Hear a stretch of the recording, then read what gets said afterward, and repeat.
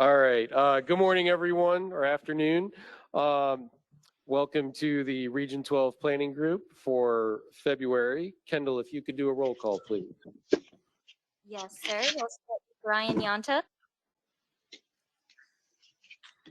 Dave Wegman. Present. Thank you. Derek Bays. Here. Thank you. Summer Johnson for Doris Cooksey. Summer, I know you confirmed with me earlier. I'll mark you present. Debbie Reed. Here. Thank you. Nefi Garza. Here. Thank you. Kara Tackett. Jeff Carroll. Here. Thank you. Robert Reyna. Here. Thank you. John Beasley. Suzanne Scott. I'm here. Thank you. Jose Reyes. Here. Thank you. Dave Mock. Here. Thank you. Marty Kelly. Here. Thank you. James Blunt. Present. Thank you. Jamie McCool. Thank you. Jared Bowen. Chris Robles. Anita Macchiavello.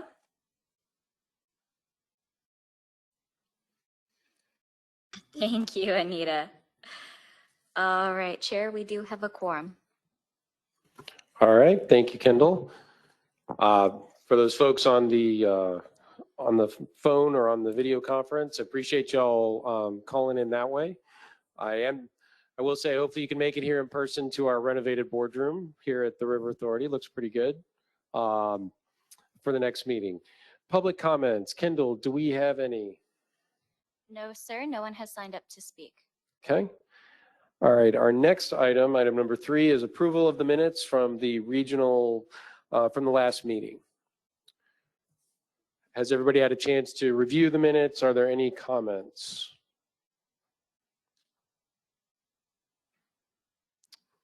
All right. Hearing none. Can I get a motion to approve the minutes? I motion for approval. In a second? Oh, Debbie, second. Thank you. All in favor of approving the minutes, please say aye. Aye. Aye. Aye. We good? All right. Thank you, everyone. Item number 4, communications from Texas Water Development Board. Anita, good afternoon. Good afternoon. Hello, everyone. I just want to give a friendly reminder to read the newsletter we sent out in December. It covers important topics like the conceptual schedule being updated on our website and our amendment process that will be happening in July. We also sent an email blast around that time on task 12. So just encourage everyone to read through those as it's very relevant to where we are in the process. That's all I have. Okay, thank you, Anita. No, Kara just joined us. Next item, chair report. So there is a Water Development Board call on the 24th for the chairs and staff that we will have coverage on from the River Authority administrative side. And I will say, Aaron Cavazos will be talking later as an agenda item on the draft floodplain map open houses, but we are 6 down, 6 out of 13 down, so almost halfway there with more coming this week. But they have gone, I think, very well. We've had good public interaction and a lot of very specific questions from property owners about how they're impacted or not impacted. So just it's a good report. But more to follow, and y'all can ask Erin all the questions you want when she presents later. Subcommittee updates. So the technical committee met to discuss task 12 progress, and we previewed what our consultant team, which Troy is going to handle today, Ron was not available, is going to present later on in the agenda item. And that is all. We did not have a communications subcommittee meeting. Kendall, I feel like I'm doing all the talking. Something's off. I don't know what's going on. I don't know what you want. These are yours. It's harder to make jokes that way. All right, numbers. Derek, this is Yes, Suzanne. ma'am. I Hey, do have a Suzanne. quick question. Sure. Sorry not to be there, but as you know, I have a broken foot, so I can't travel. Yes. But just real quickly, as it relates to the communications committee or outreach committee, I would, appreciate some guidance as to when do we feel is the next time that the committee would like for us to start doing more outreach, or, is that going to be when we get to another phase of the plan? Just like some guidance so that we know what the expectation is of the outreach committee. Thank you. No, thanks, Suzanne. And, we do have an item on the agenda later on for technical and outreach committee memberships. Yeah, I saw that.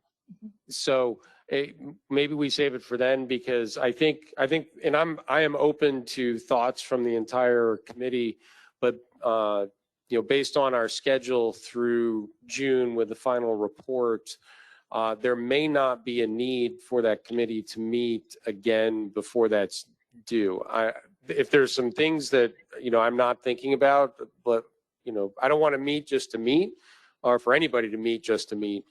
But if we don't need to, then maybe we hold that until later. But again, open to all thoughts and comments, but maybe we put it then on item number 9.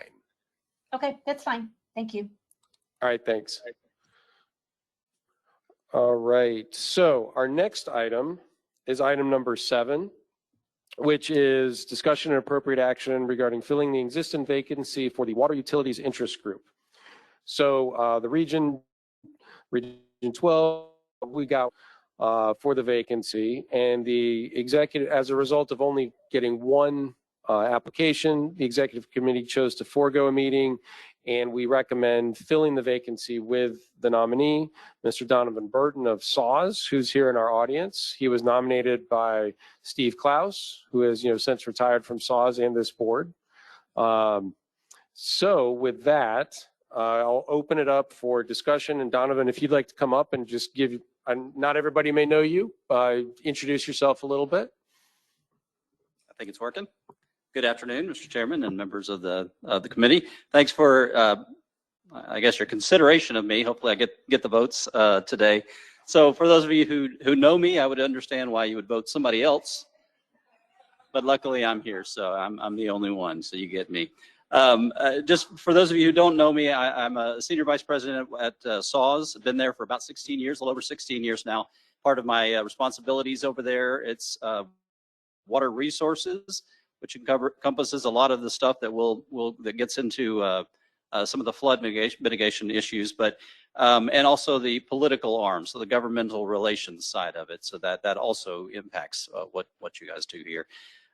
So on the water resources side, there's the water planning, but it's also the compliance, which includes the stormwater efforts, the water quality efforts, the aquifer protection side of the coin. And so a lot of the things that I do over at SAWS, I'll bring that perspective here and be able to bring some of that to the group.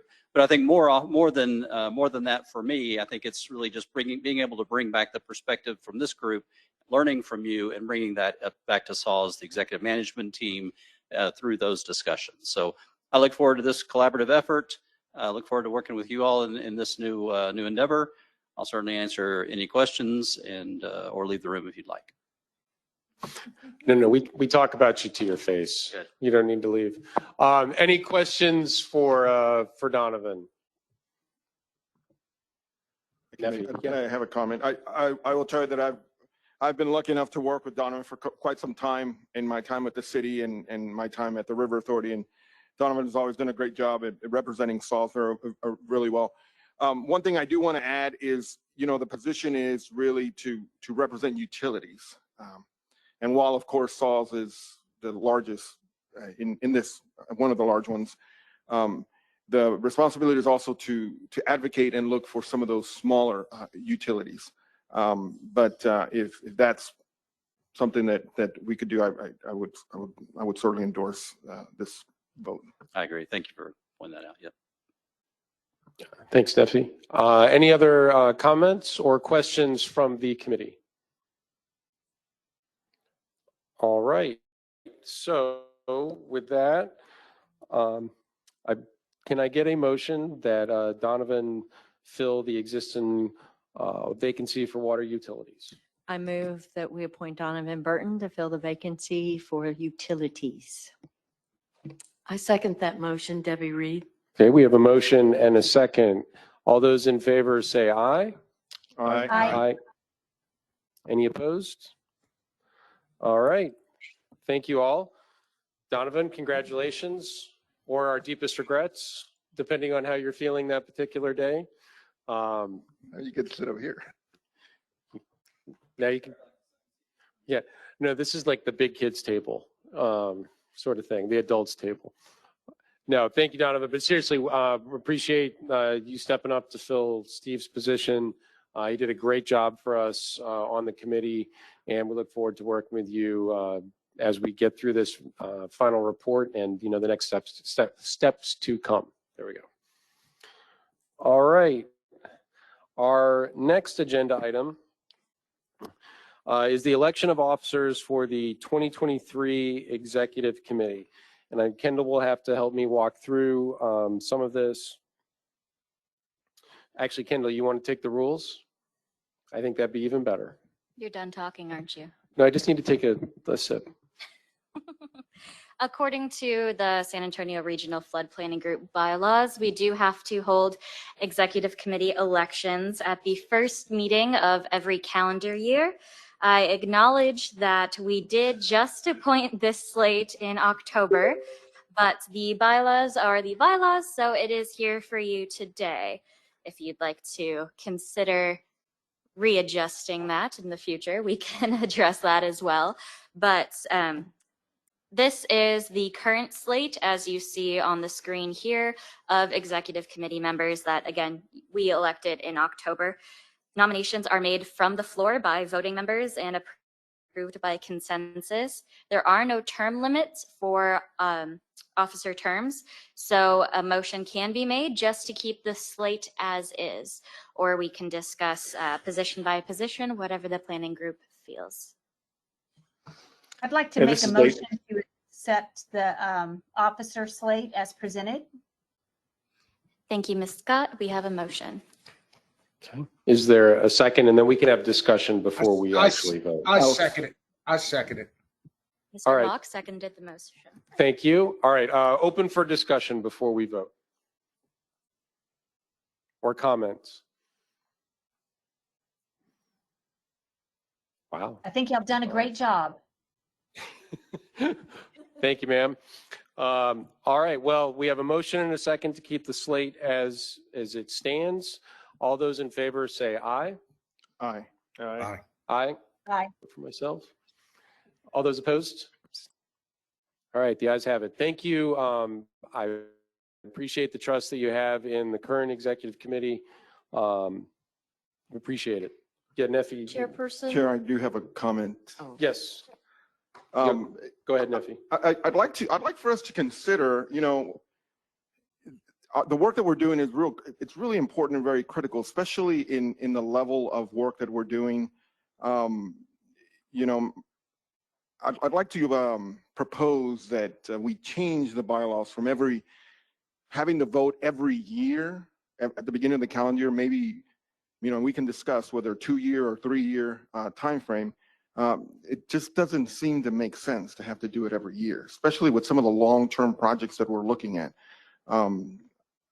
So I want to motion that we consider extending the limits or the what do we call this? The term limit, I guess, of the appointment for more than a year, and I'll be open to discussion of whether it's 2 or 3. Yeah, we can't, because it's not on the posted agenda. We couldn't take any action today, but absolutely, I think we should take that up at our next meeting, because I would also throw out there as sort of a corollary to that discussion.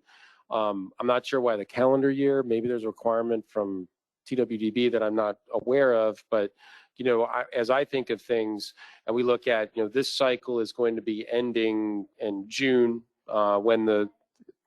thank you, Kendall, in July, when the report is finalized, and then there'll be, we think, a gap of a couple months, and then the next cycle will start. I think there's a logic to me in saying we should reevaluate when that next cycle starts, and then are we tied to a calendar year sort of thing. So yes, and I'll ask Kendall to please put that on the agenda for next month. Thank you. That's what I. Okay. Yes, ma'am, Debbie. Oh, well, look at that. That was easy. All right, thanks, y'all. The next item is discussion and appropriate action regarding technical and outreach committee membership. So we can look at, and thank you, Kendall, for putting that up. We've got the outreach committee and the technical committee. And I'd like to offer for the group, the first thing we talk about is what Suzanne referenced earlier, was the need for the outreach committee to do anything in the remainder of this cycle. And so I would first ask our consultant team, Troy, is there anything that you feel you see coming up the next roughly 4 months, or for any of the committee members, where outreach is going to be critical and we would need to reconvene that committee, or they would need to take further actions? No, sir, not at this time. The outreach we're doing right now is really related to the individual FMEs that we're working on. So we are outreaching to those individual communities some, but that would be, one-on-one type of meetings with them specifically. So I don't see anything else that we would need to have the outreach committee work on at this time. So there's not any kind of further public involvement prior to the final document being adopted. Correct, Ms. Scott. There are no requirements for public meetings or outreach regarding this amendment process. Okay. Do we feel that it would be helpful to do some type of a, maybe not a public meeting, but maybe some sort of a press release or some sort of a announcement of the, final document, because I know one of the things that we had talked about, and I don't know, Troy, if this was we were going to sort of summarize like how many projects, what kind of, what does the plan propose as far as improvements, how many properties are out of the floodplain, or whatever stats that we've been able to gather once we do the reconciliation of all the projects that are in the plan. Not to say they would be all approved or funded, but just something to say this is what the plan is. And that doesn't necessarily require a committee. I mean, we could do that, or I could work with a consultant, but at some point it would be nice to kind of close the loop on telling the local community what's in the plan and what's being submitted to the state for consideration from our region. We can absolutely discuss a press release of sorts, especially with the amended plan being submitted in July, and that will be the most updated information, obviously amended from the final plan that was submitted last month. So that's something that we can discuss in terms of public awareness for what the region put together at the end of this cycle. And hopefully at that point, Anita, we will have more details on what cycle 2 will look like and be able to provide maybe more information on what the public can see moving forward. Yeah, I would agree. I think that's a good idea. As we're working through the process of addressing all these FMEs and FMPs, we will be updating the numbers on what the total number of projects are, what the total budget is, and also, total potential number of houses removed from the floodplain. So that's all in the plan. But of course, as Suzanne is pointing out, it's a big plan. It's a lot to read. So yeah, we can definitely work at it on it at that time. Plus, then we'll also have any comments on the final plan back from the Texas Water Development Board. So if something were to change in that final plan, we'll incorporate that into the amended plan. So I think July is a good time to do it, definitely. Yeah. I mean, I think since it's the first cycle, to let people know, what we accomplished So again, it doesn't take a committee to do that. I'd be happy to work with the consultants to do that, or with Sarah or whoever. But I just think something that documents publicly what we did, that could generate some media coverage, get Derek back on the TPR, or do a couple of interviews just to justify, just to say what we've done. So that's all. I hear podcasts. I think that's a great idea. Suzanne, is Debbie Reed. And one of the things that we talked about, I'm sure Troy will brief us, is how to present the information on the selected projects. And I think one of the things that stood out was having a summary sheet that's in the format of a quad sheet somewhat, but I know we'll hear more about that. That is correct. Yeah, I hope you were agreeing with Suzanne's broader concept and not me on more commercials. No, I think that we should do a lot of PR, and you are our leader. So I think, and it would be appropriate to have one of the weathermen actually talk about this when we're looking at the new data, the Atlas 14 maps, and how this is going to support that. Yeah, I mean, I'm supportive of the idea. I think, trying to echo what Suzanne said, but I don't think the outreach committee necessarily needs to meet. But do I think there should be some, outreach, public relations activities that take place? Yes. And so I would say, Suzanne, if you would reach out to Kendall, or Kendall will reach out to you, get your ideas, and we can work with the team here. And then any other, obviously, Region 12 members, if you have thoughts on how that might be handled or some specific ideas, please reach out to Suzanne or Kendall, and we'll start that process as we, get towards the finish line. Was there any remaining scope in the outreach consultants effort? No. All done? Linda's all done? Money, scope, or money, both? At this stage in the amendment process, any sort of outreach is actually done from our technical consultants to the entities that submitted projects. So we are not doing public outreach in the same manner that we were doing before in terms of public meetings and such.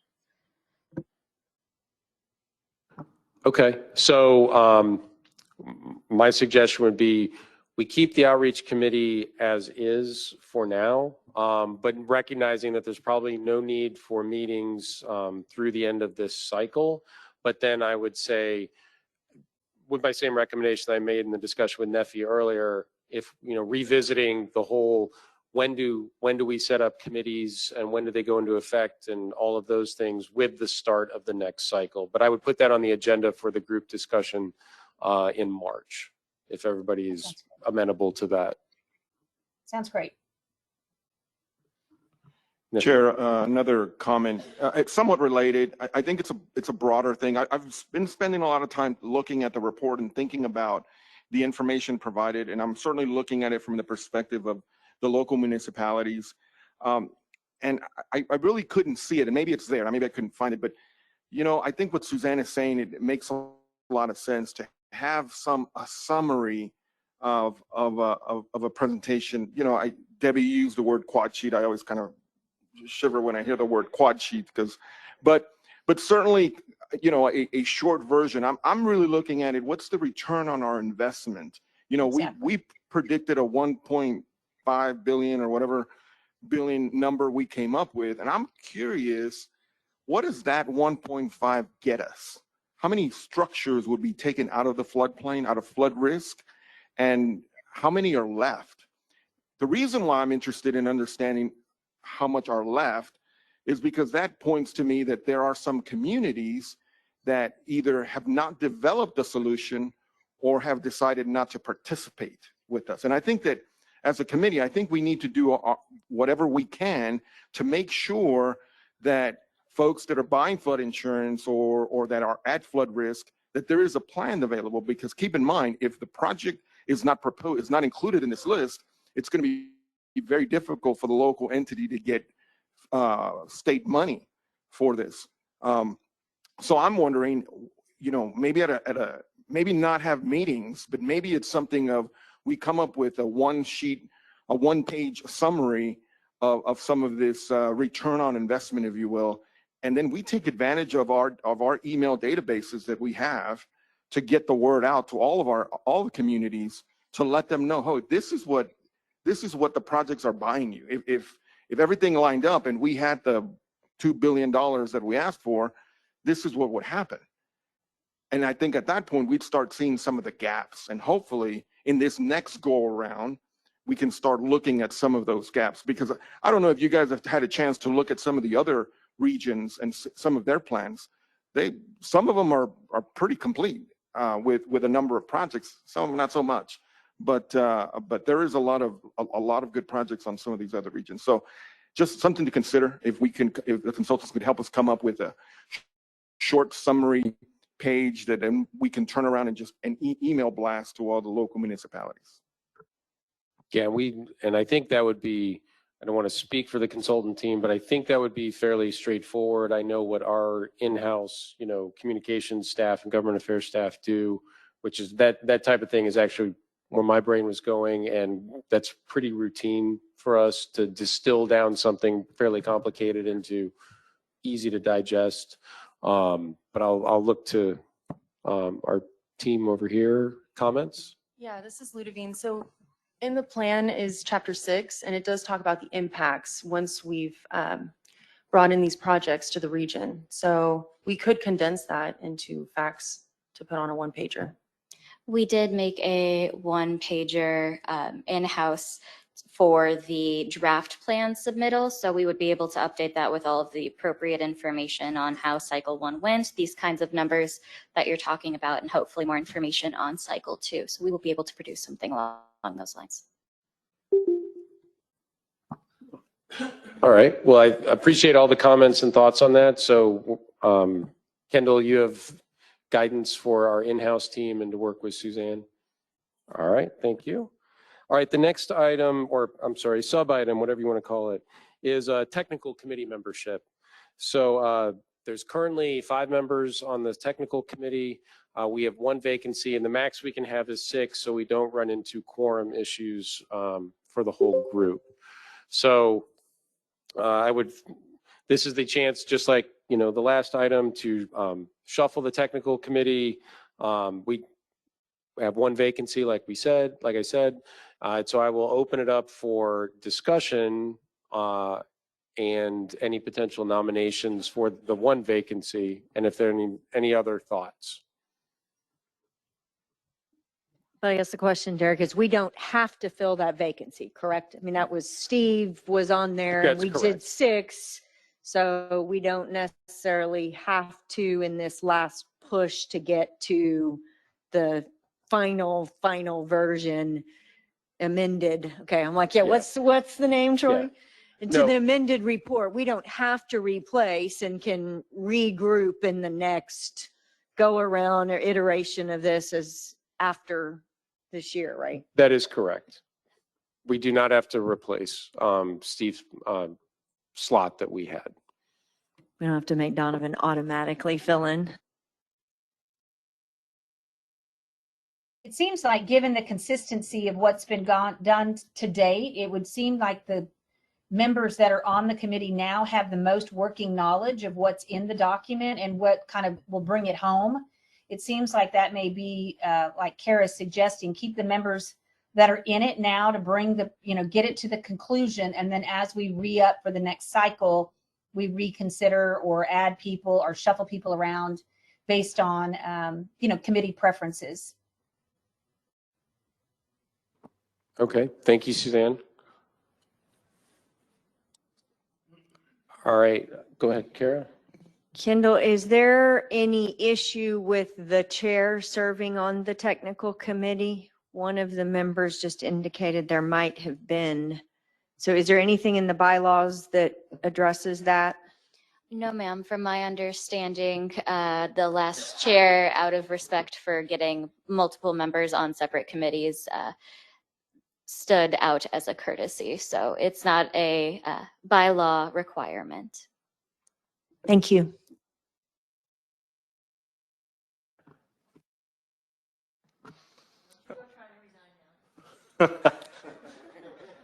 No, I was just going to say that I think given the status of the submittals as they stand, I would just move that the committee remain as it sits at this moment. All right, so we have a motion. Do I need a motion, Kendall? No. Okay, so unless there are any objections, we'll keep technical committee as it is for the remainder of this cycle. All right, thank you all. The next item, number 10, is presentation by the River Authority on our draft floodplain maps with Aaron Cavazos as our lead. It's just next, right? Okay. Good afternoon. I have some updates on our draft floodplain maps. As a reminder of where we're talking, does this work if I point? Oh, wow, that's a giant pointer.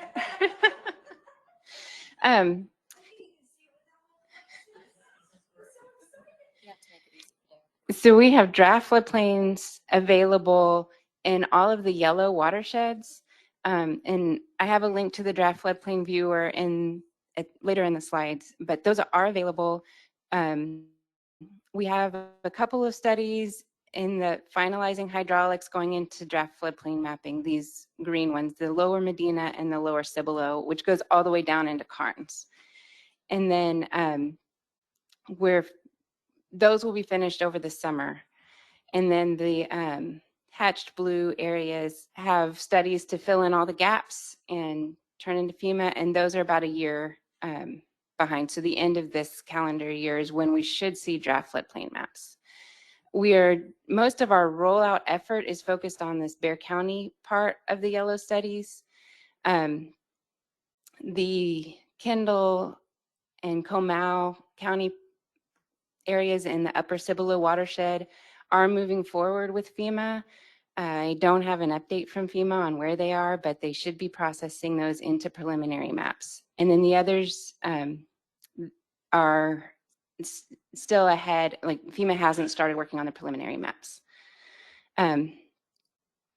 We are estimating that once they get going, they will have preliminary maps about a year from now at the earliest, and then those could potentially become effective at the end of 2024. So what we're telling people in our briefings is December 2024 is the earliest the draft maps could become effective.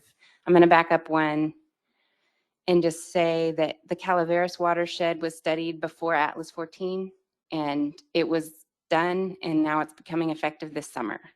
So there's been some confusing messaging from the press. But it's just that like China Grove and Elmendorf have updated maps. Okay. So we are doing, well, let me back up and just remind everybody that the main new data we were incorporating is the Atlas 14 rainfall. And the upper part of the river basin, we were using around a 10-inch estimate for the 100-year, and now we're using between 11 and almost 13 inches for Bexar County. And then in the lower basin, I put a mark in Goliad County just to kind of, so you have a place to correlate. But this is the 12 inches in 24 hours band, and that goes up to about 13 inches. So there's an area, kind of the Carnes County area doesn't change so much, Wilson and Carnes counties, but as you get down into Goliad counties, it starts increasing in towards the coast. So we're trying to account for all of that in these updates. The other parameter that I wanted to bring to everybody's attention, we updated the rainfall, we updated terrain, we updated land use, and then in our calibration efforts, we ran into some head-scratching moments where we could adjust all of our science-based parameters to the edge of reason and still not meet the calibration event. Our flows were really high from our models compared to what the calibration event measurements were. So the parameter that our consultants identified that helped us get into range was impervious cover and looking at whether it was directly connected or not connected. So I put some pictures in the slide to show this is an example of directly connected impervious cover where it's flowing from the impervious area into the storm drain and on its way through a concrete pipe. This picture shows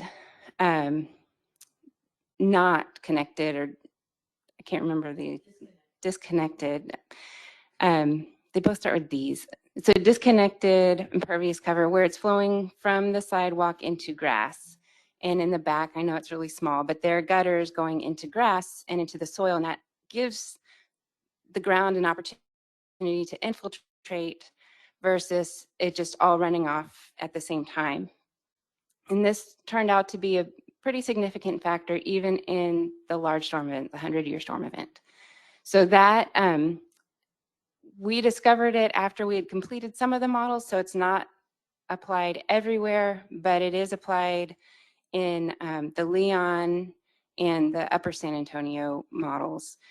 And so with that, I wanted to emphasize how much time we spent calibrating, and that's part of how our schedule got delayed because we spent so much time trying to calibrate. And we were able to get, this is an example in the Upper San Antonio watershed where our model produced the green line results, and then the USGS gauge is the blue line. So we are very close for a 100-year kind of model. And where we were off on the high side, so they're producing conservative results. That's my brag slide. They weren't all this pretty, I will say. So we pushed those flows through all the hydraulics. We developed draft floodplains. I have a couple areas to show you, but I wanted to summarize what we have numbers for as the Bexar County area. And we summarized using building footprints. So in the effective floodplains, there are about 11,500 structures, and I'm rounding a little bit. And in the draft floodplains, we're at 13,600 structures. So it's a net increase of around 2,100 structures. That is some are staying in, some are going out, some are coming in. So that's just the net of those. Most of those buildings going into the floodplain are in Conception Creek area, which is the next slide, where there's a storm drain that's no longer, like we're showing it, no longer contains the 100-year event. And so this is west of Mission Reach, and the city of San Antonio has a project in kind of a concept design phase. And then this one is adding 1,865 buildings to the floodplain. And then the next biggest one in the county is on Slick Ranch Creek. This is out, like Southwest Research is just north of here. And I know some street names, but my mind went blank, so I'm sorry. Leon Creek is east of this.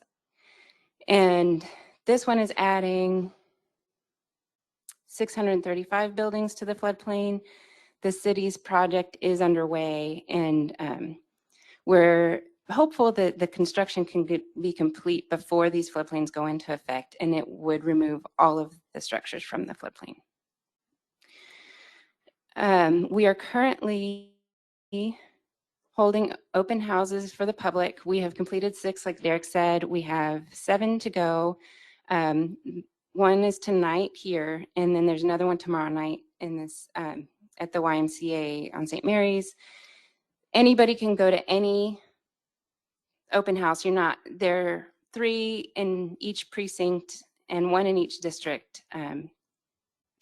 But they're open to anybody, and we've been getting people from everywhere showing up, just depending on their schedules, not so much their location. And most of the questions have been information, people are seeking information. But we also have representatives of this local community. So City of San Antonio has been at most of them. We had one in Live Oak, and Live Oak was there. So we're inviting all the suburban cities. The floodplains are available online and searchable by address. And then engineers are able to download the models from D2MR. We have the hydrology models and the hydraulics models on D2MR. Some of the hydraulics models still aren't up yet. It's taking us a long time to upload them. But if we get a request, we can move that one to the top of the list. And that's all I have, unless there are questions. I'll just, before any questions, Erin and her team did a lot of work, still ongoing. One clarification, the next meeting is tomorrow night here at the River Authority. Yes. But we've briefed all of the Bexar County commissioners except for Commissioner Moody at this point. No, we've briefed. Oh, that's right. We just got that one D10 done. is the one. We did the judge. We briefed city council. So there's been an extensive elected official outreach as well in responding to questions they have or their staffs may have. So it's a lot of work, and that continues. We've been putting out the message, if there's a community or a neighborhood that has a specific number of questions or concerns, they can reach out to our staff at the River Authority, and we can even do a special meeting if needed. Once we get through this first wave of, scheduled public meetings, we're doing one in every district and every precinct. So it's been a pretty extensive effort. And then if any comments or thoughts or questions for Erin. Chair, I do want to take a moment to really congratulate the River Authority for the extensive work. The River Authority and their consultants who've worked on this. This has been an amazing project. I am really happy to see the amount of time and dedication put into the calibration, because that in any model is key.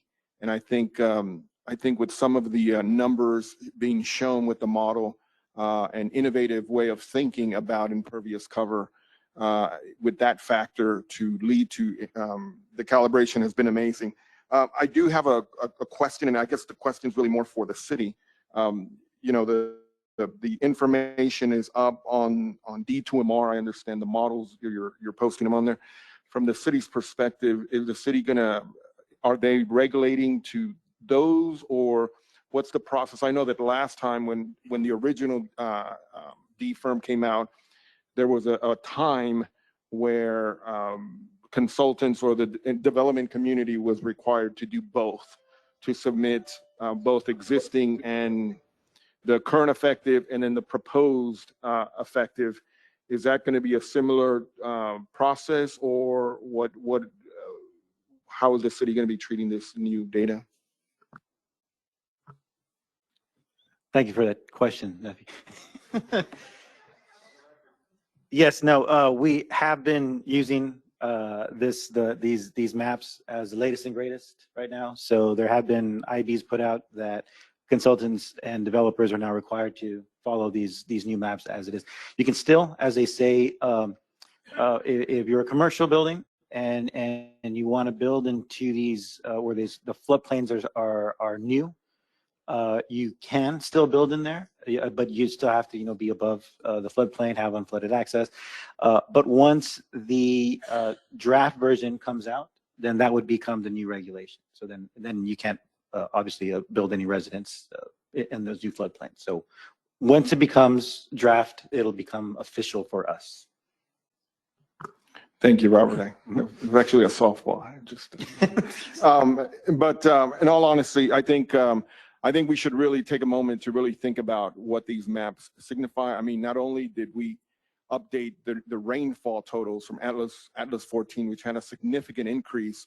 So to see the calibration and the type of work that the River Authority has done in creating these maps, I think has been commendable. So thank you, Chair.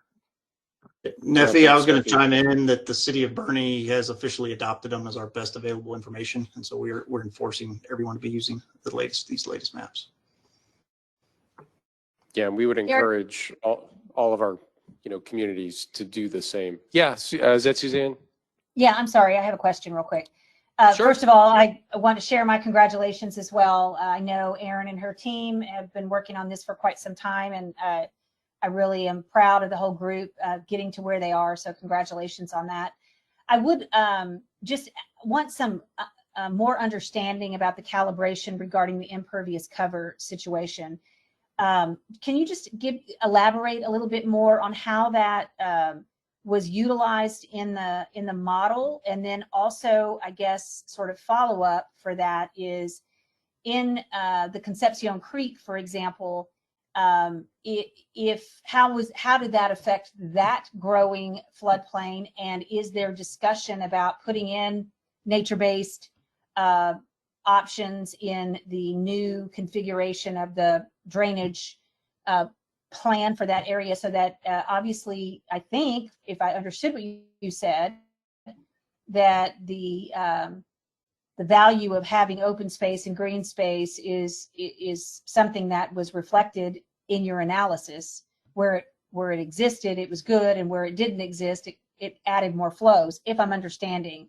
So I'd just like to understand kind of the connection between this analysis, the maps, and then how those things are impacting the potential design of projects. I'll start with the first question. What I understood is the first question is how the directly connected impervious area was considered and kind of put into the models. There was some published data about how to estimate the amount of directly connected impervious area as a % of the total impervious area based on land use. So high density residential versus medium density residential versus industrial, all of those had different % reductions in total impervious area to get to the effective impervious area. And that was put into the hydrology models. An area like Concepcion Creek, where there's a lot of residential, so it would have just been put into the hydrology calculations, and that's kind of at a downstream area in that watershed, or like the sub watershed. So applying that into some sort of future project would require redevelopment or retrofit of pretty significant area of the city. Without having the drainage area in front of me, it's hard to estimate how much that would be. So as far as the project the city is working through, I don't have an answer, but maybe Robert can take that part of the question. Sure. Yeah, thank you. So our plan is to obviously develop some solutions for the Concepcion Creek. We had completed a PER last year, but we're not done coming up with some solutions. So our plan is to present at the March 21st, if that hasn't changed for D5, March 21st is when Sarah will host their floodplain meeting there. Our plan is to be present and to present several alternatives for the Concepcion Creek. So it will include detention basins, linear trails. It could also include tunnels. We were asked to investigate a possible tunnel underground, and or small various detentions all over the area, how to get the water through Concepcion Creek without adversely affecting the San Antonio River. So that is our goal at that meeting. So I think to answer your question, Suzanne, would be to say yes, everything is on the table. And if we're able to incorporate any type of green infrastructure, we will. Because I would imagine the detention facilities could be considered, I mean, if they were distributed system of connected detention, they could obviously be an amenity to the area as well, right? I mean, it just Absolutely. seems like that could be an Absolutely. opportunity. Yes, Well, you're absolutely right. Mm-hmm. Well, I mean, obviously, I'm a big proponent of nature-based solutions. So anything that we can do to encourage that, I think, is something that I'd like to explore. And I'm glad that it was kind of looked at least in this sort of modeling exercise about the impact that the impervious cover does have on flow. I mean, that's what I'm getting from what you're saying, if I'm understanding what you did correct, Aaron. Yes. Thank you. Yeah, that's the meeting on March 21st that Kendall just had up on the screen at the Normal Senior Center.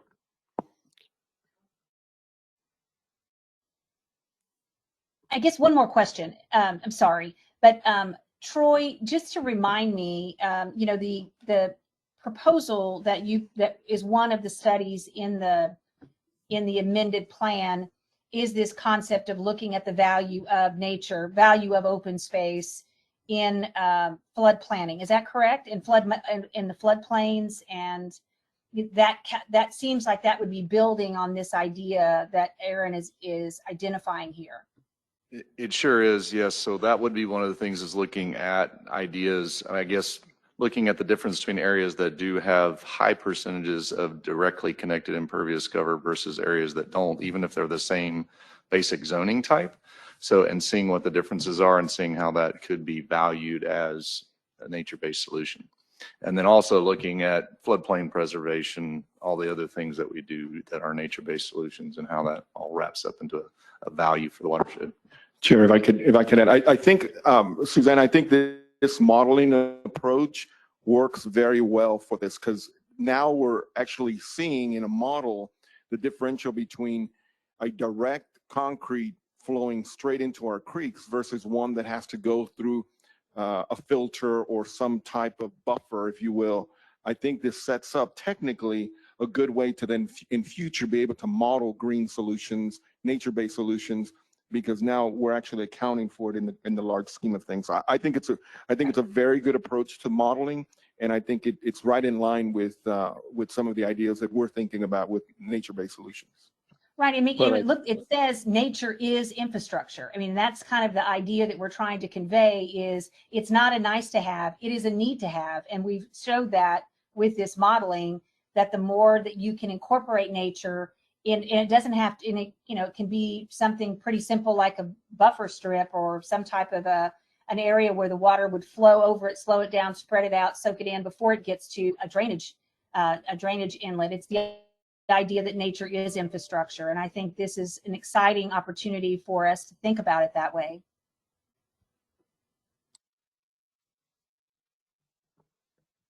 All right. Any other comments or questions for Aaron or anybody else on this topic? I did have one, sorry. Go A ahead. quick question about, is there a map or a link that you can go to do the comparison of the old floodplain, and so you can see the changes? That's it? Yes, that website has both the old or the effective and our draft. And so unfortunately you can't slide it and see you have to just turn them on and off. But in this image, the solid colored floodplain is the effective, and then the striped is the draft. And you can plug in your address You can put- or yeah. any address and Okay. see, what it looks like.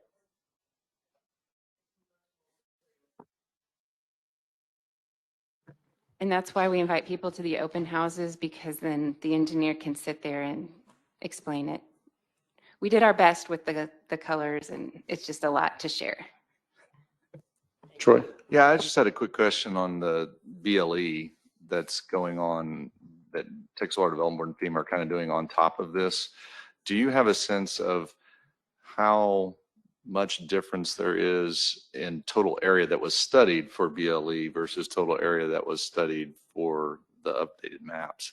Or is it the exact same? Like stream mile lengths, because I know the BLE goes up to 64 acres, right, for all the watersheds. So I'm not sure, did you model all of those also?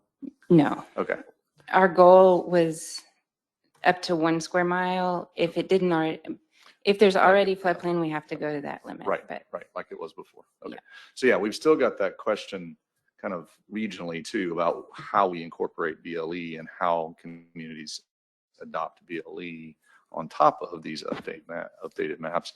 And then, at some point, I guess probably in the next round, we'll need to update or somebody, assuming it's us, but we'll just say it's us for now. We'll need to update the floodplain quilt, right, to incorporate both the BLE and these to kind of replace the Fathom data. So there may be, that's probably a good time to start thinking about, you know, what these new updated maps mean as far as the regional flood planning process and where we might have additional areas to look at. So just wanted to keep that in the back of everybody's mind. No, I appreciate it, Troy. All right, we'll move on to the next item, which is presentation by our technical consulting team. Right back at you, Troy, regarding tasks 11 through 13, progress, schedule, and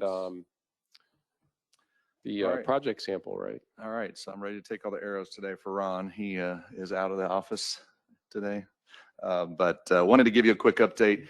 Yes, we are working through tasks 11, 12, and 13, as everybody knows. We wanted to remind everybody that task 11 is really just additional outreach and data collection to support tasks 1 through 9, so anything that hadn't already happened. And we are considering ourselves complete on that because we have done pretty much all the outreach to all the communities. We have reached out to others and said, hey, you know, you said you were going to give us stuff. Are you going to give us stuff or not? Or is there any additional data? And so we've done that. So this task is really complete for moving forward. All right. So task 12 is So I'm really, assuming you didn't get anything. we did get some more. Oh, you did get Yeah, some? we did get a few more things. We were able to get some more information from Chavano Park and their consultant team and City of Schertz. And then we got a firm no from Comal County. They didn't have anything. So that's fine. We got what we needed. We did get a little bit more information from Kendall County too, on some things. So found out some of the stuff that's related to what we're doing that may impact some of our assessments. But pretty much it's done. All right, so that one's pretty straightforward. The big, and that was a fairly small budget item overall as far as the budget for these tasks. The big one, of course, is task 12, which is the FME and FMP evaluation. So we have updated those lists of FMEs and FMPs. We've talked about them, you know, in this committee meeting. We've already started kicking them around in the technical committee meeting too, and looking through those. We have about 40 that are evenly split between HDR and HAF to be able to look at all of those. You know, there may be a few more meetings. I was talking about. We may have some one-on-one meetings with some of those clients, or excuse me, some of those cities, to talk about you know, what they want to do with those projects. There are a few projects out of the original watershed master plans that we're kind of reevaluating. So we're going to be reaching out to Aaron's team to look at the new models and see what they mean, and look at what 10 years worth of growth means for some of the projects. They may not be viable anymore, but we'll see. And then updating task 4B and 5, the deliverables, the maps, tables, GIS data. That's going to be, you know, the lion's share of the effort after we get the individual FMEs, at least as many of them as we can, converted over to FMPs, as long as they still work, get the BCAs and all the different tables. There's so many different tables that we get to create. But at least we've done it once before, so we know the process, so it'll be a little bit smoother this time. So our target completion for this task is the May Regional Flood Planning Group meeting. We want to try to have everything through the technical committee for their discussion, present everything back to the full committee by May, so that by June we can have the full amended, I can't call it draft amended because we already did a draft, the full amended plan ready for review and approval by the full committee in June, so that it can go in July, so it can be submitted in July. So that's the plan right now. We are working to streamline our process as much as possible between HAF and HDR, just to make sure that we're, you know, kind of learning from each other, make sure we're using the quad sheet that the city of San Antonio uses, that kind of calculation process, so we can have all the backup. Our intent is to have all the information for the technical committee and bring a summary to the full committee, but obviously all that information will be available to any engineers on the committee who want to dig into it, as I'm sure there will be some. And then, as I said, monthly technical committee meetings to review progress. We're going to try to do them as many as we can in the first couple meetings and see if we can skip the third one, but if not, we'll have 3 meetings and we'll go through as many of those as quickly as possible. Trying to get the low-hanging fruit first. Some of them are fairly straightforward. But we have a smattering, we have detention basins, we have a lot of low water crossings, we have a few property acquisition projects, so we'll have those to bring forward. Any questions on task 12, schedule, status? No? Okay. And then task 13 is the preparation and adoption of the amended RFP. So that'll be the last task. Like I said, we're trying to get that done for June and then submit it in July. And we're still kind of waiting, I guess, on a little bit of guidance from Anita. She's working on that to tell us exactly what all has to be amended and how it has to be, it will be released to the public for their consumption. But we expect that several of the chapters, there won't really be any changes. You know, funding's probably not going to change. The goals shouldn't change. The upfront stuff shouldn't change. It's really kind of chapters 4 or 5, and then of course 10 with the conclusion. And then our 20-page executive summary that we have at the beginning will change a little bit here. So still no clarity really on if it'll be a revised document or if it'll just be a supplement. No good input yet. Sounds, go ahead. The last we heard in the go ahead, Anita. I was going to say, are you asking if it's going to be resubmitted? I think the question was more, are we just submitting any basically track changes for 4B, 5, and then 10 through last I heard was that we were going to submit the entire plan again with these changes. That's correct.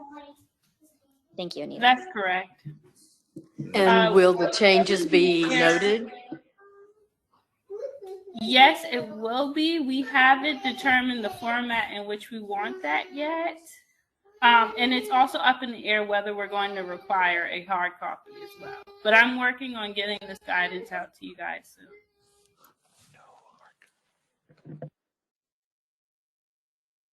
We're voting for no hard copy bills. Troy, quick Yes. question. Some of the things that we talked about to put on the summary sheet, is this a revised one or you haven't revised what? Yes, that's what we were going to talk about next. Sorry. Yes. No, that's all right. No. You're always ahead of your time. It's okay. I'm just looking ahead to know. No, it's good. It's good. But no, that's pretty much all that we have on those tasks 11 through 13. And so, yes, we did want to talk about the process that we are using for task 12. If nobody has any questions on 11 through 13. I'd just like that, I think as the chair, I would like to advocate for no hard copies. If I could just go on the record. All right. We agree. Yeah. We're finding that most people don't read hard copies. It's mostly electronic if they look at it all. But we'll do whatever Texas Water Development Board tells us to do. All right. It's all good. They're funding it. We'll do it. All right. So yes. I do have a quick question. Oh, sure. Will that be available on our website eventually? Yes. The actual Yes. report? Perfect. Yes, it Thank will. you. I guess, are we keeping all the versions up there, right? Yes, sir. Yes, they have to all be there as part of the resources. So maybe, that's another thing. Maybe we can guide people back. If we do that one pager, maybe we can kind of guide them back to an executive summary. If we're allowed to just split out the executive summary as its own document so they don't have to download the whole thing. I don't know. Yes, I still waiting for guidance, but I imagine I would have to make the amended plan available, but I could absolutely separate the executive summary and encourage visitors to the site to read the executive summary. And if they need further clarification, please feel free to read the 600-page plan. Exactly. That might help with the outreach. Yeah. Totally, So they don't totally get agree. scared. And that is our, that is our tentative plan of how we'll do that is we will absolutely post everything as required, in its full form. I think pointing people to both a document and an abbreviated or a summary and pulling out the pertinent parts to make it a little bit more manageable for somebody are right in line with that while still complying with all the other requirements. Exactly. I think the Cliff Notes would be much appreciated. I'll let you know right now, the Cliff Notes are long. They're 20 pages. We're doing a pop-up book, like kid book for that. I had a lot of fun shortening the 20-page executive summary into one page.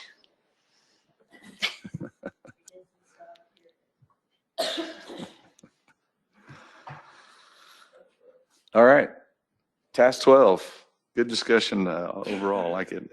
Task 12. So talking about the methodologies that we are using currently. So we are going to be compiling that into a memo that'll be submitted with the amended flood plan. So as you're probably aware, we didn't use the quad sheet method for anything we've done so far, but we want to bring that forward so that somebody who just wants to see how we're adding these can go through that without having to, again, go through 600 pages.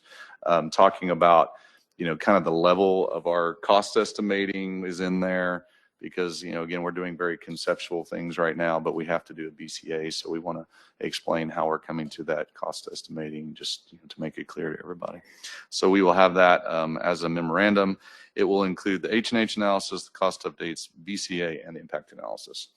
As you recall, that is one of the things that we have to do for any FMP is to show through a model that an engineer has put together or a report that they've already put together that shows that there is no adverse impact. So for everything we're doing, that's a big part of the effort is to make sure that we don't have any adverse impact. Is that a FEMA? Is that a FEMA definition of no, or is that That is an environmental? That's the Texas Water Development Board definition, which we've talked about it, Debbie. We are looking at all of them. Yes, we are definitely looking at all of them. We'll talk about one here in a minute, which is a lot of fun. So. All right, any questions on that? Chair, I do have a question if I can.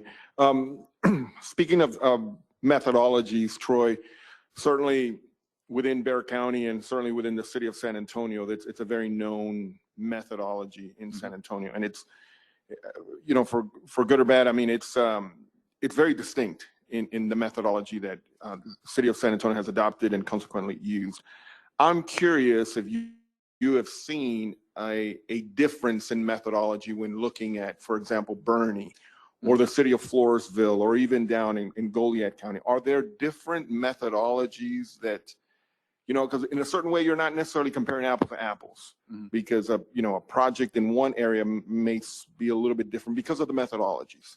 Are you finding any challenges with that such that maybe someday in the future we do have an FMX that comes out that promotes standardizing the methodologies a little bit? See, you understand what I'm getting to? Yes, I do. I would say, and I'll let Ludovine jump in too. I would say for the actual technical methodologies, not really. I mean, that's pretty consistent. We're in general, obviously trying to design a solution that benefits the 100-year floodplain. But then if we're looking at a TxDOT roadway, we may be looking at what the classification of the roadway is and looking, what TxDOT would potentially do. But then in a lot of cases, we're also just looking at, does it warrant doing a 100-year design, or is a 10-year design good enough if it's a low water crossing? So those methodologies are all kind of the same. And what I'm seeing is it's mostly the cost estimating approach, I think, is different. And that's just because the city has a program that they use and they have a certain kind of cost structure. And so we're just trying to make sure that, we take the parts of that make sense and then, set the parts aside that maybe don't apply for everywhere.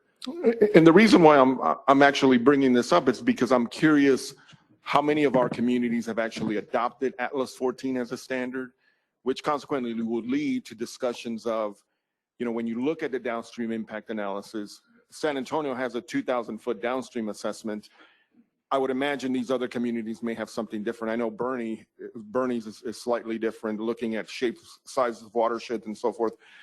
Because of that, I'm wondering, are there gaps? Are we missing something? I mean, from what I'm hearing from you, it doesn't sound to be extensive from a technical perspective.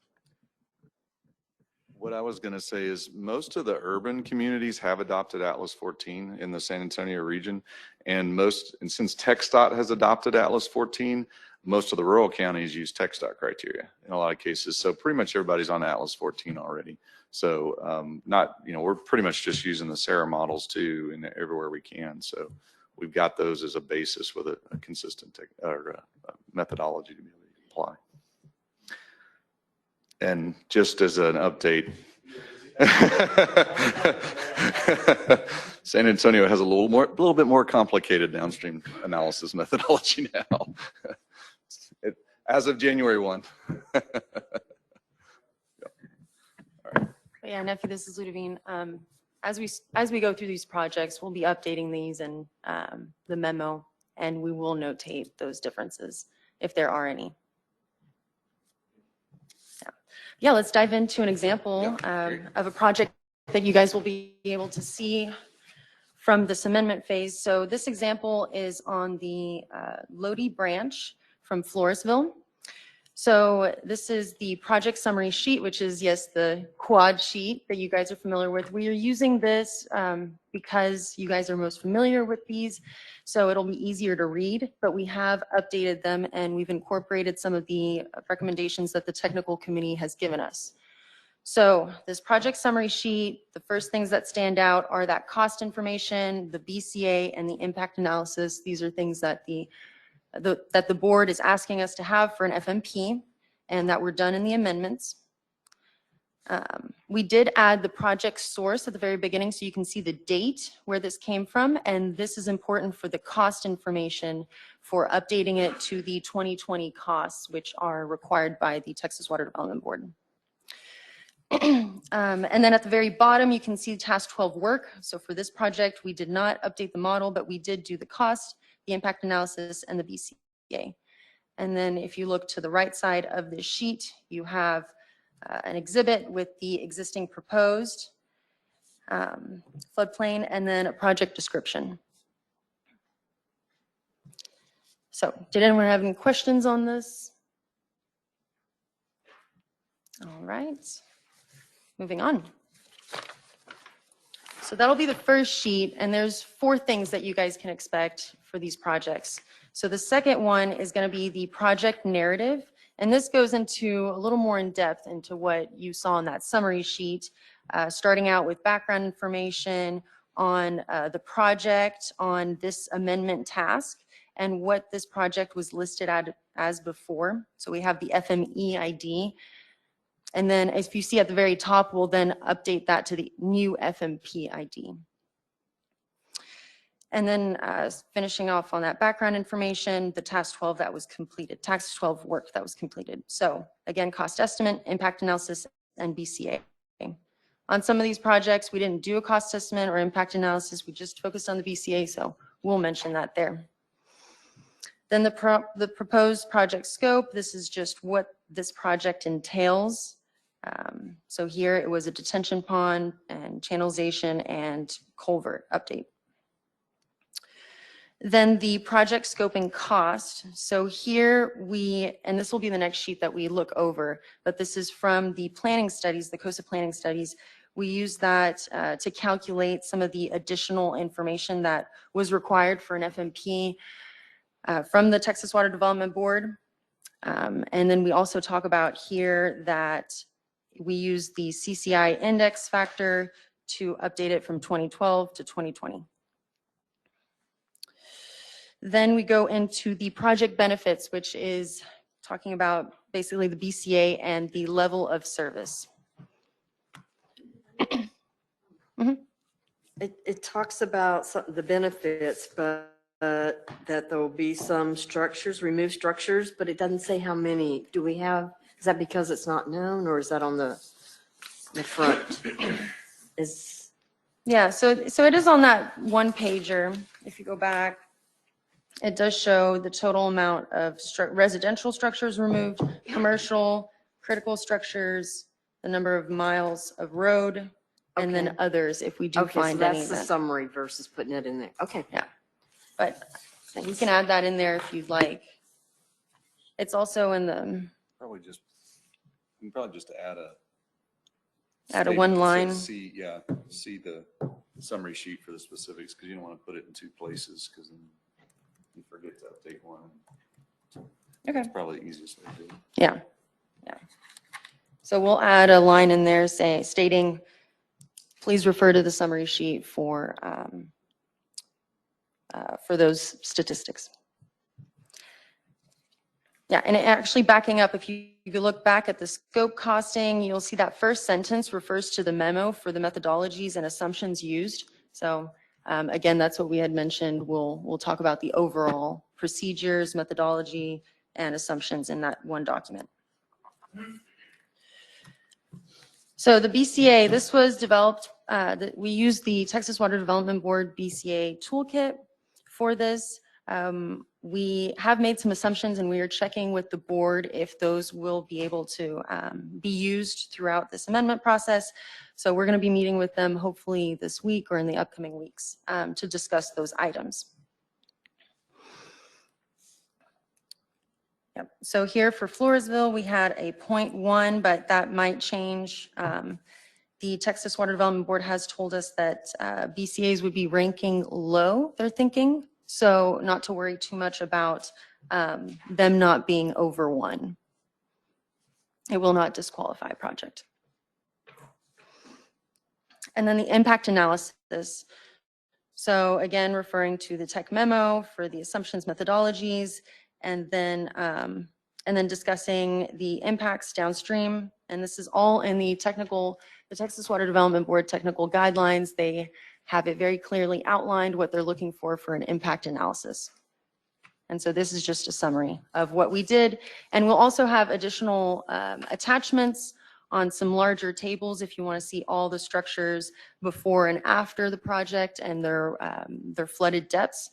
So we didn't include that completed table list in this summary, but you can request it from Kendall if you'd like. And here, this is the total impacted structures per storm frequency in the table. Next, we have the project risk. So this just goes into additional items that we need to consider when implementing these projects. Utilities, environmental, real estate, stakeholder coordination. And then the following section is the mitigation of those risks. So for this particular example, we will need a USACE 404 permit, and you'll see that is reflected in the costs. So next section is a part on the nature-based solution considerations. So for this project, we had a detention pond, and we are suggesting to increase landscaping to 10% to allow for potential water quality components in that design. And then interrelated projects, if this project needs to be implemented with other projects, we'll mention it in here. All right, so that was the narrative. Thank you. Was there any questions on that? All right, must be perfect. Chair, I'm sorry, I got it. I do have. Oh, no. I thought you didn't like quad sheets. No. I cringe when that. So. Robert can tell you why. A couple of questions with regard to the BCA. This particular project, Lodi Creek, having visited and studied that creek, I know intimately well. That creek does have an impact on the road. I'm curious, in your BCA analysis, did the impacts to the road, did you account for that? Because if the mitigation actually does what it's supposed to, we wouldn't have that closure of that road significantly. And there is a school in the area, and it's a major thoroughfare for anybody working from one side of Floresville to the other. Was that included? In addition to that, because of the detention pond, was there any recreational opportunities that could benefit the BCA? Because man, a 0.1 BCA that's really rough. I'd like to hear a little bit more about the BCA. I don't know if it's appropriate now or at another time, but I would like to know if those factors were included. Yeah. And again, you can request the actual BCA and everything that was input into that toolkit from Kendall. But we did account for the critical facility, which was the school nearby. It wasn't flooded, and it wasn't flooded more than, I think, an inch. And it was just a small corner. So it was adjusted based on that for how much it impacted that critical facility. We did enter the road information, and still waiting on that conversation with the Texas Water Development Board for that part, because it did not increase it substantially. So we're going to ask if it'd be better in another section with maybe lowered crossing. Anyways, so we did look at those items. I think it's the cost. It is quite high because we're doing channelization, we're doing channel work. And so it just automatically, we need that 404 permit. Speaking of cost, the other thing I noticed is that you did add a 1.5 factor from converting the cost from 2012 to 2020. Was there a reason why you didn't go to 2022? Yeah. It was a requirement to go to 2020? September 2020. Yep. All costs, if they were old, were that brought to that date in 2020. There it is. If they're newer, they're brought back. Yeah. Yep. Level playing field. That makes sense. Thank you. Yep. A question on the other benefits. Can we include a water quality component in there as another other benefit? Yeah, yes, we can. Well, so there's a part for the water supply benefits. So I don't think this would go directly into water supply. You wouldn't know how much recharging the ground. Yeah. That's a tough one. Not on this one. Yeah. And I did add, I did put a 0.01. 0.1 before. It was really low. You've redone Yeah. this. It was like 0.01 before. And it's up to 0.1. But yeah. Yeah, it is something you need to finesse with and adjust and see if that does change it. I tried the recreational and it did not increase it substantially. It's really those residential structures and commercial structures that play a big part in this number. But one of the key things I heard you say, Ludovine, is that Water Development Board is acknowledged. Yes, we're not going to see a typical one like we would be expecting, that this isn't, don't be shocked that a lot of, many projects are looking like this with lower BCAs, and that's, going to be factored into the consideration. Well, certainly so, because I think the playing field is comparing projects within our watershed. I mean, it's not like we're going to be comparing projects in the Dallas-Fort Worth area. We're going to be comparing projects within our own watershed ultimately. But wasn't there even a discussion that statewide everyone's going, huh? Why are these so low? It wasn't unique to our watershed, Neffy. Yes, yeah, that's correct. Yeah. So this might be adjusted after the conversation with the board. All right, so on the project cost, this is the summary sheet from the Coastal Planning Studies. And again, we adjusted slightly the landscaping, that's 10%. All of these components, these are required for an FMP from the Texas Water Development Board. So required is a contingency engineering fee. They asked for environmental design, and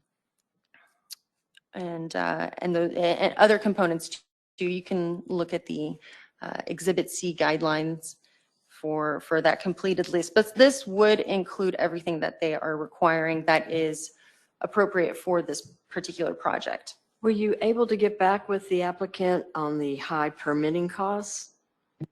Yes, so the permitting cost, this is the typical cost that the COSA spreadsheet has for the 404 US ACE permit.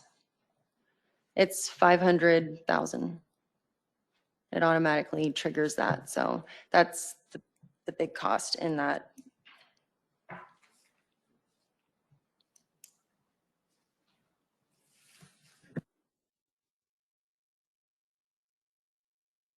Oh, okay. Yeah. Yep. All right. Does anyone have other questions on these? Okay.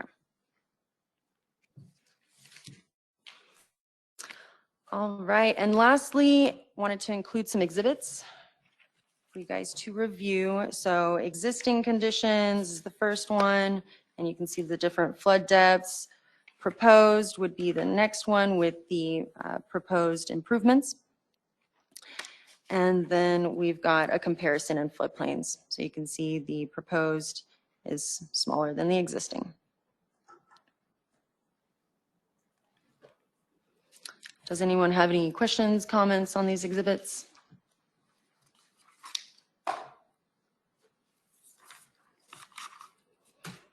All right, so this is what you can typically see for the projects to come, but half of our projects are going to be low water crossings. And so Troy's going to go over a low water crossing example. All right. Yeah, the low water crossings are a little more straightforward, hopefully, I think. So we have been looking at one of the low water crossings for a while here, which is out at Old Fredericksburg Road and Balcones Creek, which is the county line between Bexar County and Kendall County. A lot of development going on in that area, so it's a high priority. So you'll see basically the same kind of information as Ludovine was just talking about on the front sheet.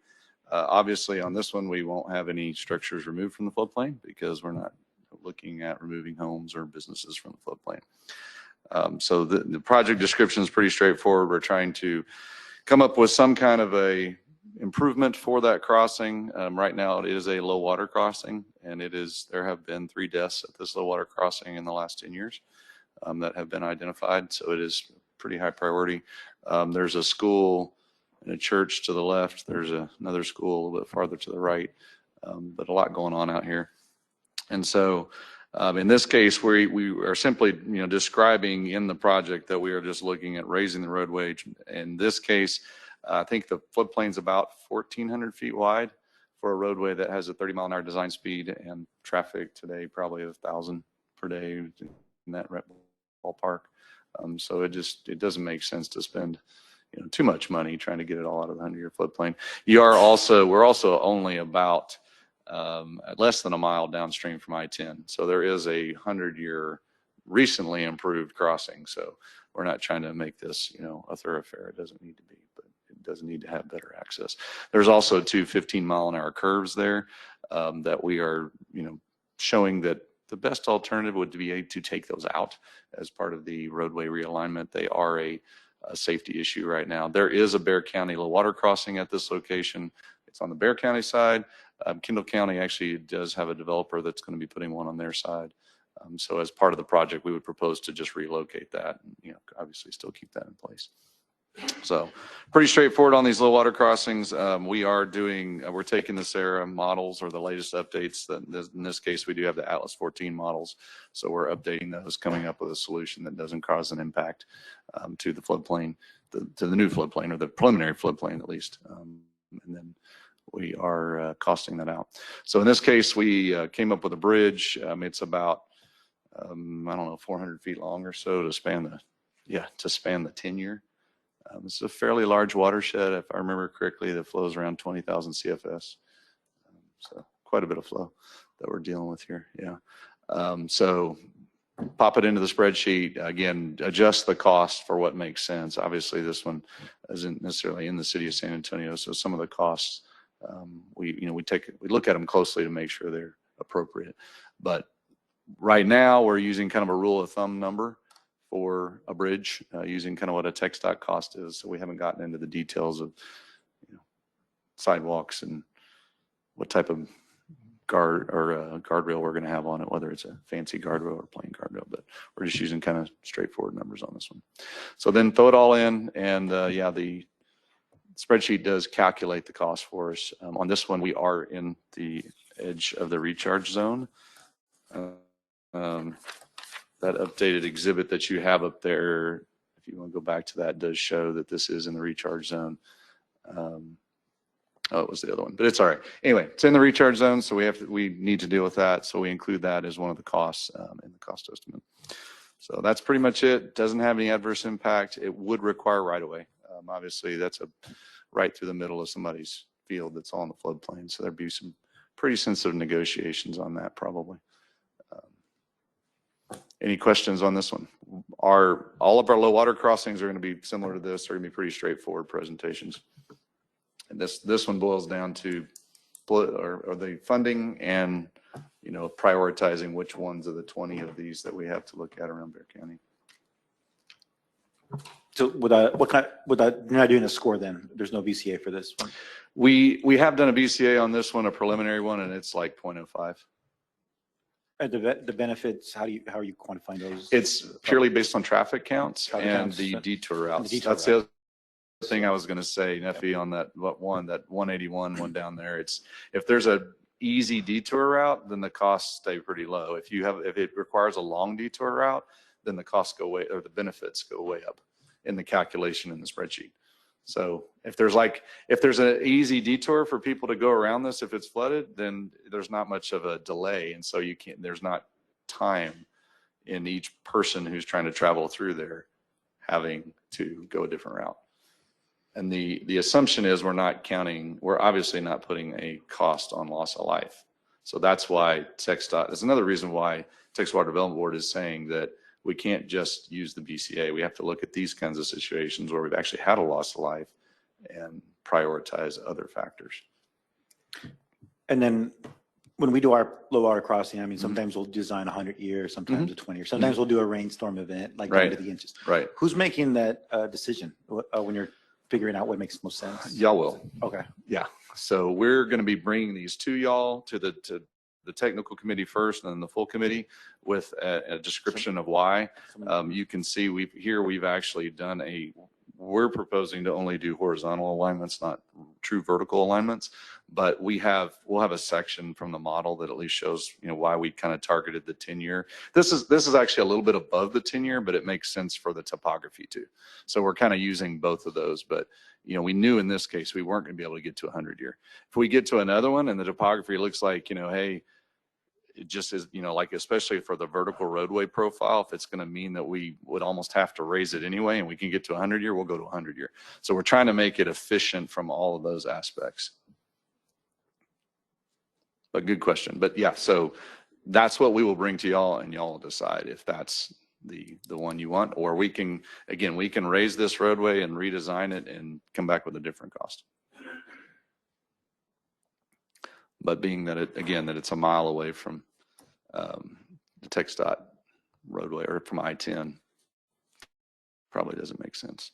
And there is a new development. One of the things that's in the packet is this page, which is an approved, I think it's approved improvements there's a development going in Bexar County. So we incorporated just looking at what they're doing with the site planning to make sure what we're doing fits with, or what we're proposing fits with that site plan. Make sure there's no conflicts.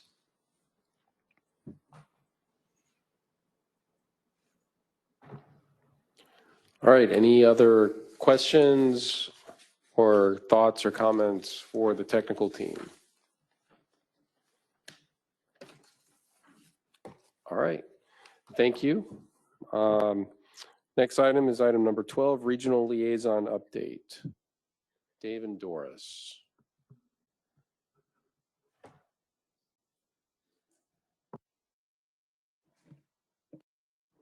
I don't believe there are any updates at this time from our liaisons. All right, thank you, Kendall. Item 13, public comments. Kendall, do we have any public comments?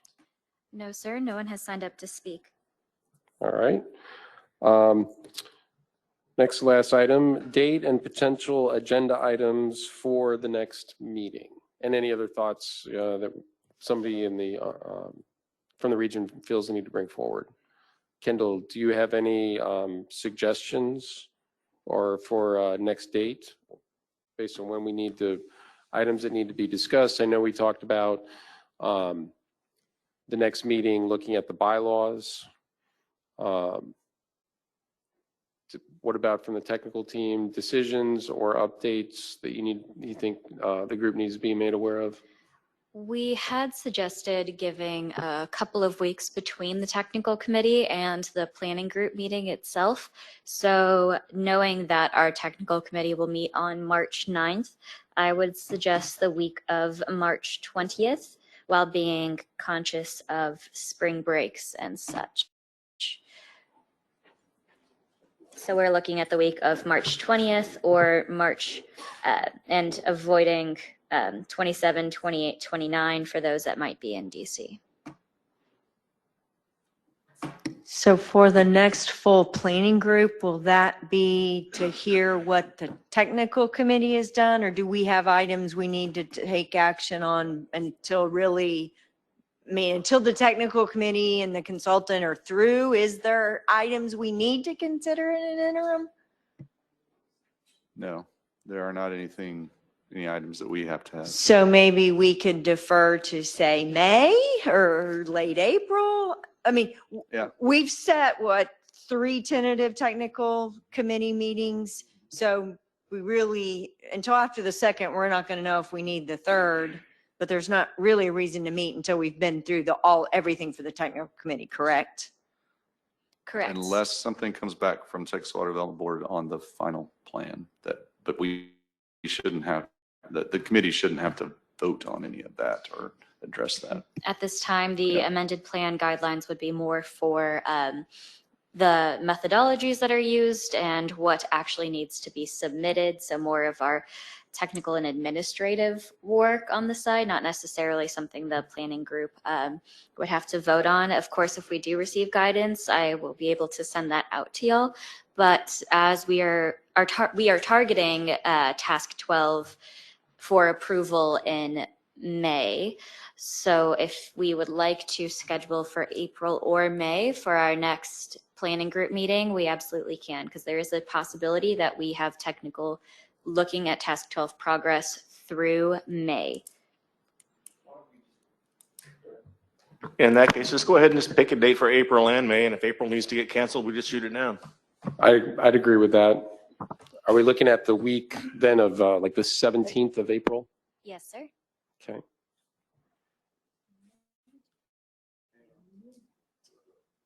I just pulled up.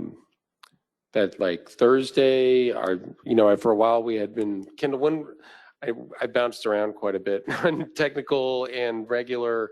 What's the trend been for the full group? Tuesday afternoons? We've been a bit eclectic, but Tuesday afternoons or Thursday afternoons have been preferable. I think Thursday on that one would be better for me, depending on how early. That Tuesday, the 18th is Commissioner's Court, depending on what's going on there. My Wednesday is open and Thursday's mostly open too. Thursday would work better for me. Thursday afternoon on the 20th of April? Okay.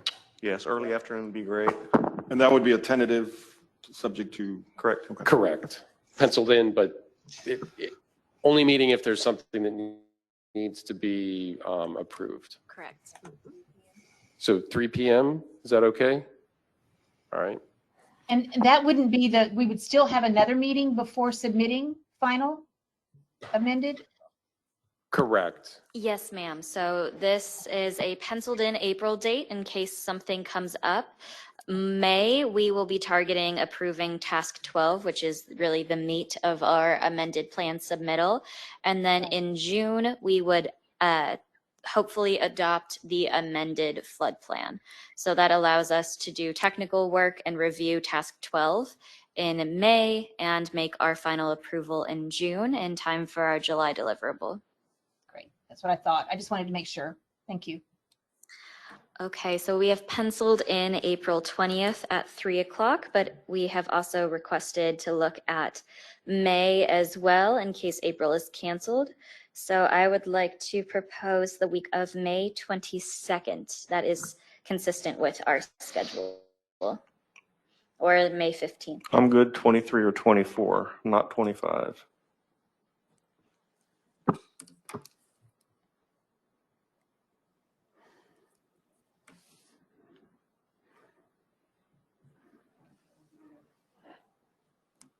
Yeah, I would say the 23rd, not the 24th, if we're going to schedule for that week. It's fine. 3 p.m. on the 23rd of May. Okay.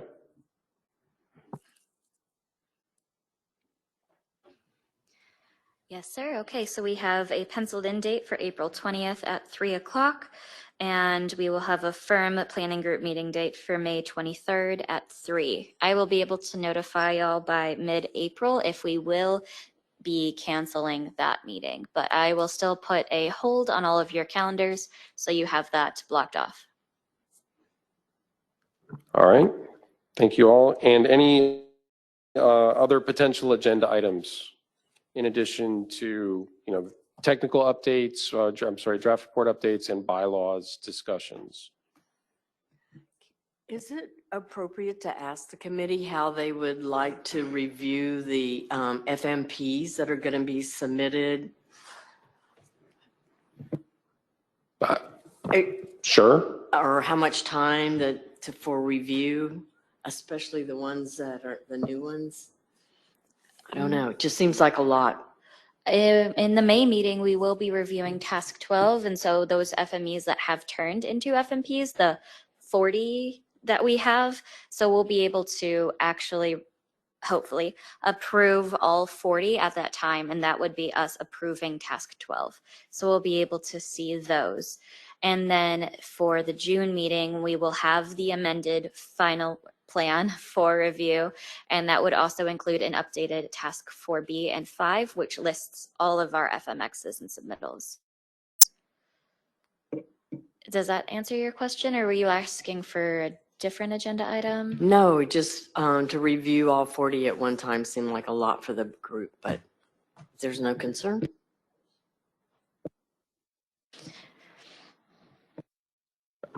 Debbie, let us think through that. I agree it's a lot, and maybe there's a way we get information out ahead of time, and then, subject to questions, it's a brief summary and discussion. But yes, I think that would be painful, or potentially painful. So let us think through how to best do that and allow members to digest it, but also, not screw up our consultant timeline and staying on track either. Troy, you were going to add something? Yeah, I was just going to say, we are trying to kind of batch them through the technical committee over the next 2 to 3 months. So I think as we get through those, if we look at, like the one for Old Fredericksburg Road, it's pretty straightforward. We're going to have a bunch of those. There's probably not going to be a lot of discussion on the low water crossings per se, but the ones that are going to have more discussion potentially, like the Lodi branch and some of those others, maybe that is what April could be about, is discussing some of those ones that are, that we just need to bring in front of the committee, the full committee, and say, hey, here we have questions, or we want to think through this and get other input on it. So that's just a thought process. We have a little time to put together the agenda for that, so we can work through that over the next few weeks. Yes, we do. So depending on task 12 progress and how many we have finalized, we may be able to keep our April meeting and split up that 40. So it'll be based off of the information we have available and what makes it through technical committee.